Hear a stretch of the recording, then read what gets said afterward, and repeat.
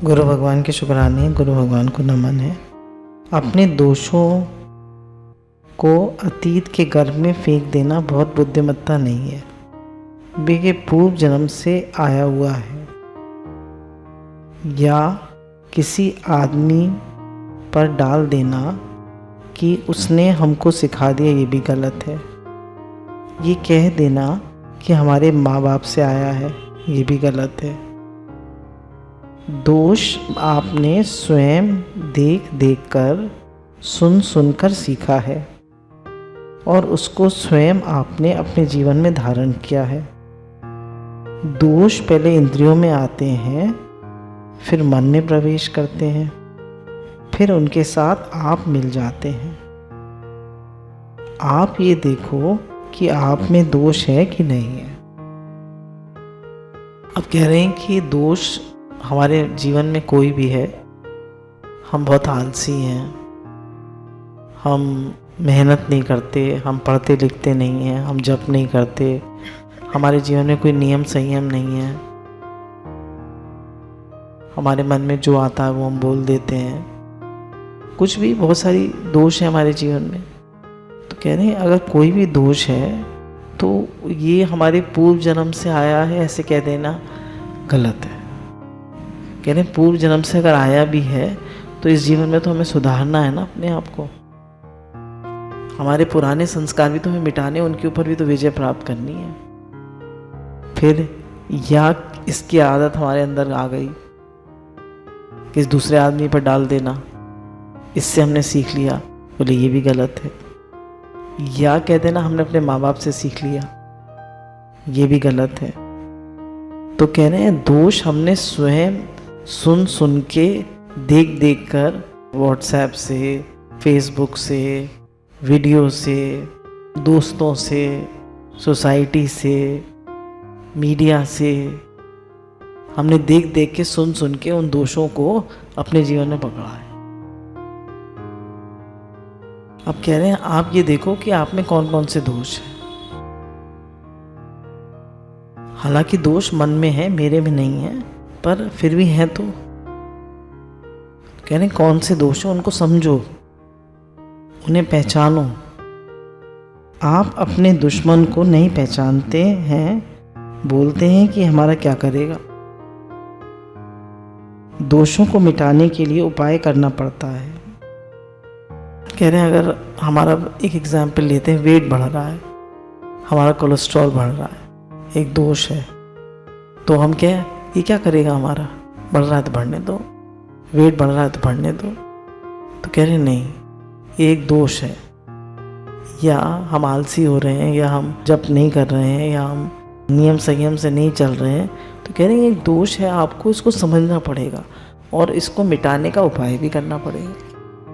आप ऐसे ही कहकर कि भाई नहीं सब ठीक है, सब ठीक है, टाल नहीं सकते। आपके जीवन में यदि कोई दोष है तो उसको छोटा समझकर उसकी उपेक्षा मत कीजिए, ये हमारा क्या बिगाड़ लेगा।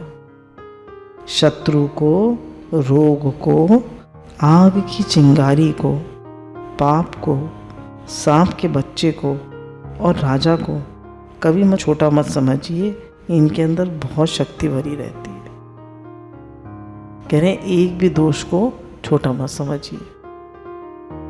अगर कोई भी आप गलत बात कर रहे हैं, आपके जीवन में कहीं भी कोई गलती है, आपको समझ में आ रहा है कि गलती है, तो उससे फौरन ऊपर उठने की कोशिश करिए और उसमें बहते मत जाइए।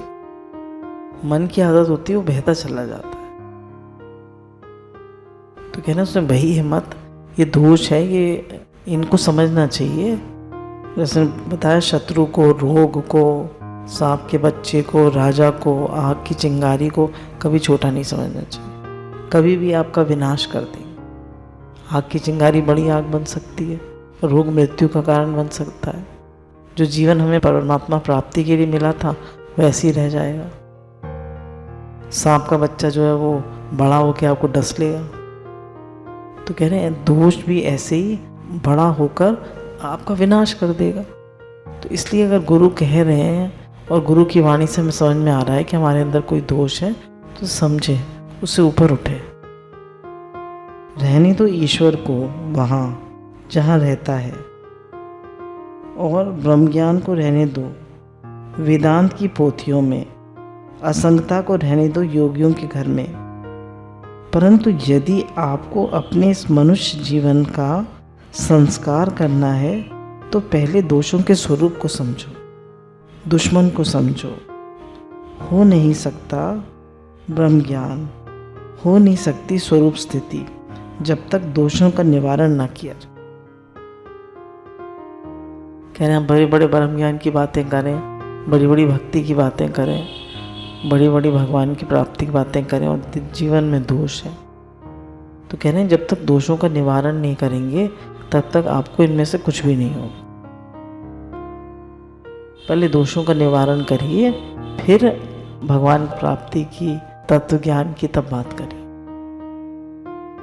फिर उन्होंने बताया कि राजा साहब हमारे भक्त थे, तो उनके कुछ विदेशी मित्र थे, फॉरेनर्स उनके मित्र थे। तो उन्होंने कहा कि हम गुरुजी से, अखंडानंद जी से तत्व ज्ञान लेना चाहते हैं, पर वो हमारी लाइफ स्टाइल में इंटरफेयर ना करें। हम जो खाते हैं वो खाते रहें, हम जो पहनते हैं वो हम पहनते रहें, हम जो सोचते हैं वो हम सोचते रहें, बस हमें ब्रह्म ज्ञान चाहिए।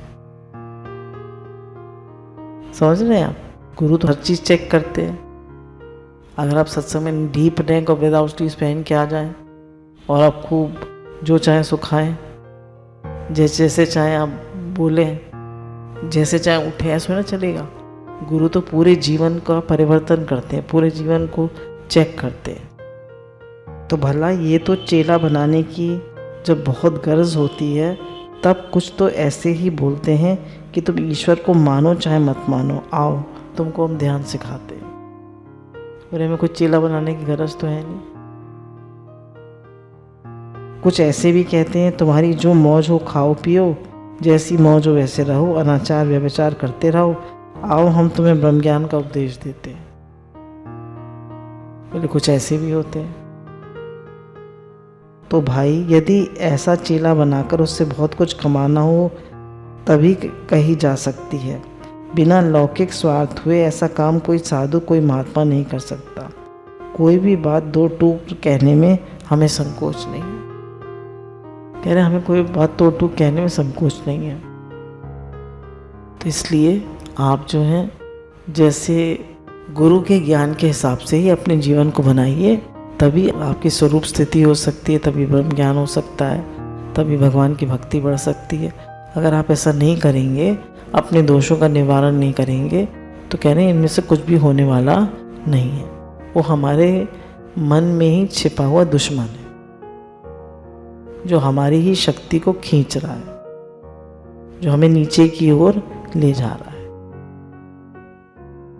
तो इसलिए किसी भी दोष को रहने नहीं दें। गुरु भगवान के अनंत अनंत शुक्राना।